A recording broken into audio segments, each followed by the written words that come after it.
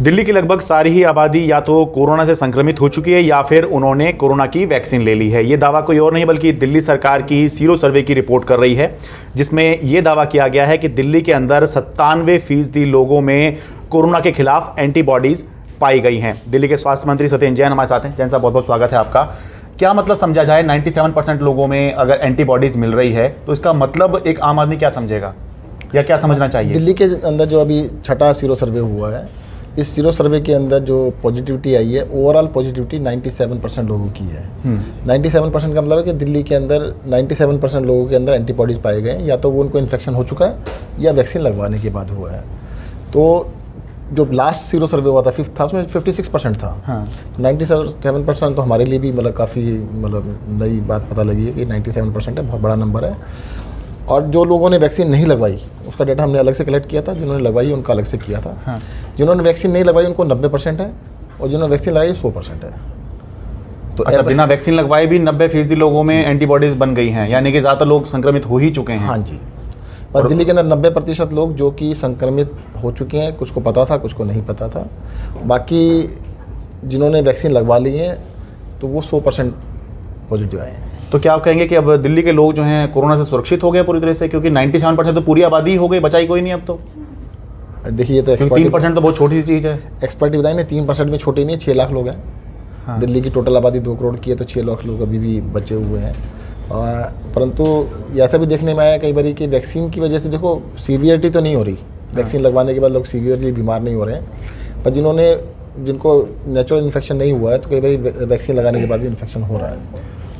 इसमें एक जो बात है कि हर्ड इम्यूनिटी क्या दिल्ली के अंदर आ गई है? क्योंकि जब से कोरोना आया था तब से एक वर्ड सुन रहे थे, हर्ड इम्यूनिटी, यानी कि अगर ज़्यादातर लोगों में ये इसके प्रति एक एंटीबॉडीज़ बन जाएं तो एक तरह की सेफ्टी या सुरक्षा कवच बन जाएगा। तो क्या हर्ड इम्यूनिटी आ गई है 97% अगर एंटीबॉडीज़ मिल रही है लोगों को? फैक्चुअल चीज़ बता सकता हूँ, बाकी तो एक्सपर्ट बताएंगे। हाँ। क्योंकि मेरा इसमें बोलना ठीक नहीं है।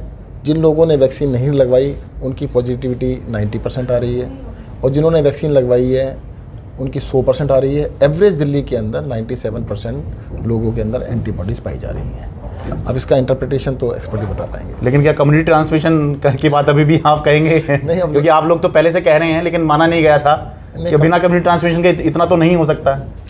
नहीं, देखो 100% नहीं हुए ना। देखो, मैं तो पहले भी कहता था कि कम्युनिटी ट्रांसमिशन जब दिल्ली की आबादी 20% 25% हो गई थी तो कम्युनिटी ट्रांसमिशन तो था ही। हाँ। अब 97% अगर पॉजिटिविटी आ चुकी है तो कम्युनिटी ट्रांसमिशन था, वो तो पक्का था। लोग एक बात ये ज़रूर जानना चाहेंगे जैन साहब कि जनवरी के महीने में जो सीरो सर्वे करवाया गया था उसमें 56% लोगों में ये एंटीबॉडीज़ मिली थी, अब 97% मिली है। लेकिन वो 56% जब आई थी तो हम सबको लग रहा था कि अब तो कोरोना खत्म हो गया, क्योंकि ज़्यादातर लोगों में आ गई है। और अप्रैल में जो हमने देखा, मई में जो हमने देखा, उसको देख के लगा कि उसका कोई मतलब ही नहीं था। तो फिर ये 97% का भी कोई मतलब है कि नहीं? है ना, मतलब देखो क्या है, 56% का मतलब दिल्ली में 88 लाख लोग बचे हुए थे, 44% लोग बचे हुए थे।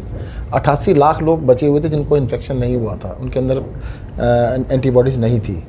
अब सिर्फ 3% लोग बचे हैं जिनके अंदर एंटीबॉडीज़ नहीं है, 6 लाख लोग बचते हैं। पर क्या सरकार के स्तर पर आप ये कहेंगे कि आप लोगों के लिए कोरोना लगभग खत्म हो गया है अगर इतनी एंटीबॉडीज़ हैं? थोड़ा संतोष का विषय बिल्कुल लगता है कि भाई अगर इतने लोगों में एंटीबॉडीज है तो संतोष का विषय तो लगता है। तो क्या मतलब अब लोगों को सुरक्षित हो महसूस कर लेना चाहिए या फिर जैसा चल रहा है वैसा चलता रहे? कल ही हमारी मीटिंग थी, एक्सपर्ट्स का ये कहना था कि देखो जी, बिल्कुल भी नहीं सोचना चाहिए, मास्क जरूर लगाना चाहिए, बाकी चीज़ें हो या ना हो।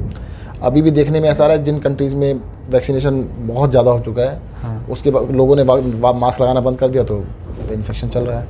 अब मैं कहता कुछ भी हो, मास्क लगा लीजिए, नुकसान तो कुछ नहीं, फ़ायदा ही फ़ायदा है। बस एक आखिरी सवाल, क्या ये भी पता ना कि हो सकता है आप 3% में हो तो 97% में आप होंगे, इसके चांस ज़्यादा हैं, पर 3% में भी तो हो सकते हैं ना, तो आपको सेफ्टी तो लेके चलनी है। एक आखिरी सवाल मैं पूछना चाहूँगा कि पिछली अभी जो अप्रैल मई में जो हुआ वो एक नए स्ट्रेन की वजह से हुआ था, जो डेल्टा इसका स्ट्रेन था या वेरिएंट था, क्या उसकी वजह से एक दिक्कत हो सकती है? बाकी सब में सुरक्षित हैं? नहीं, देखिए दिल्ली में डेल्टा वेरिएंट से तो ही हो चुका है। हाँ। पहले अल्फा था, बाद में डेल्टा था, तो 2-3 स्ट्रेन आ चुके हैं। क्योंकि जनवरी वाला जो था ये 56%, उसके बाद डेल्टा ने ही दिल्ली में समस्या करी थी, जो दूसरी लहर जो देश में आई थी, दिल्ली में चौथी थी।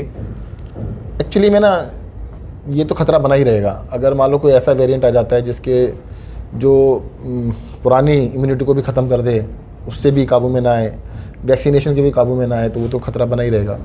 तो उस खतरे को देखते हुए मैं तो कहूँगा कि भाई आपको मास्क जरूर लगाना सर फिर ये आएगा कि सीरो सर्वे का फिर मतलब क्या हुआ? चाहिए। नहीं, मतलब तो यही हुआ कि कि हमें अगर पता था- खतरा भी बना रहेगा, 97% लोगों में एंटीबॉडीज भी हैं, तो फिर ये सीरो सर्वे हो किस लिए रहा है और लोग समझेंगे इससे?